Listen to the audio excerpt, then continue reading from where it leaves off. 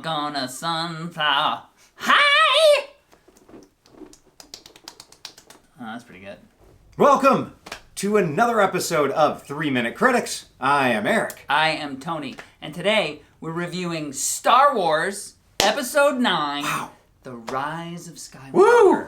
Yes. Long awaited. Rated PG-13, starring Daisy Ridley and Adam Driver and all your other Star Wars favorites from past, present, and future. Yeah. All Star of Wars those. were sci-fi, and it was directed by J.J. Abrams. And this is the surviving resistance faces the First Order once more in the final chapter of the Skywalker saga, and wrapping up Star Wars from beginning to end. Maybe. So we have 3 minutes on the clock. And what did you think of Star Wars Episode 9, The Rise of Skywalker? Well, it does feel vaguely familiar. It does, doesn't it not? This film. I Yes. feel a little bit like I've seen it all before once again. And for me, this film had some positive things in the way of CGI graphics.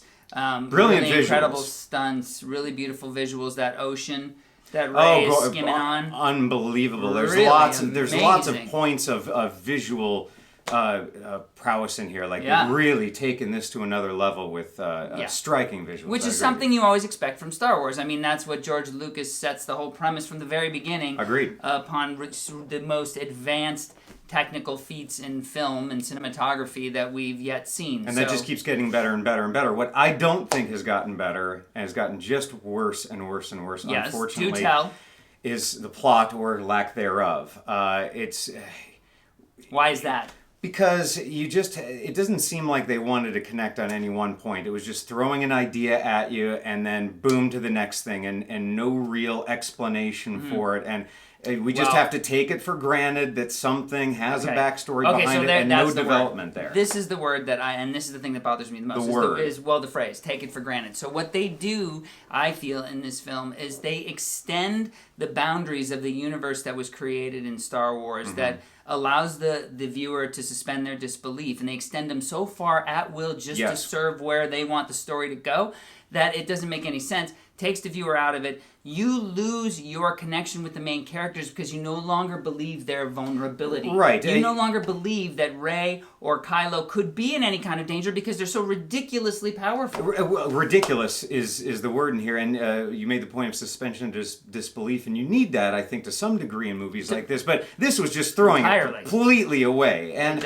here's the thing: you've got some great nostalgia. I mean, we've seen all these films from way back in the '70s to today, and even with episodes 1, 2, and 3, at least you had a storyline in there. You just didn't have them very well acted. Now here, you had some acting that I feel bad for these actors because they just weren't given anything really to work with. Yeah, but it's not even for me that, like, those originals. You may not like those the '70s versus the 4, 5, and 6. Oh, I do. It was the 1, 2, and 3 that were questionable. 4, 5, and 6 were very simple stories. Well, but 4, 5, and 6 thrive on character. They thrive on those individuals. You that were brought wanted to life. like these characters. I mean, you don't have anybody like Han Solo. I mean, and then they just cop out over and over. You don't feel like investing in any of these characters. This is a bunch of new puppets and Muppets and ways to sell. Well, no, but wait a minute. I liked one of the puppets. Which one? There was one, the droid mechanic. Oh, Droid mechanic was my favorite thing in the movie, actually. And a little bit of C-3PO always goes a long way, too. I can really never get enough of C-3PO. I've had plenty of C-3PO. But speaking of enough, that is enough of our time, or actually all of our time. That's enough out of you, kid. So we have reached the end of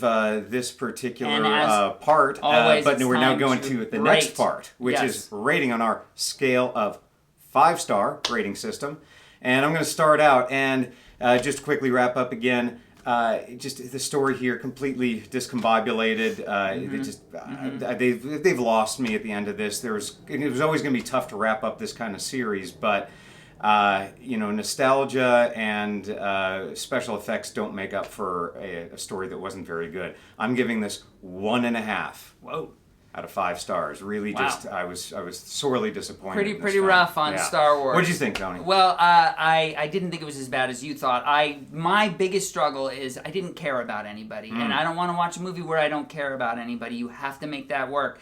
and they don't in this film. They tear apart the universe so much by just doing whatever they need to do to promote where they want the story to go that you're just left with this kind of a toy store version of Star Wars, which is what this is. However, I did feel like there were elements in this film that made it worthwhile, and I gave this film 3 stars. 3 stars. Okay. Well, a little difference of opinion there, but everybody sees this in a different way. I wouldn't need him if we agreed.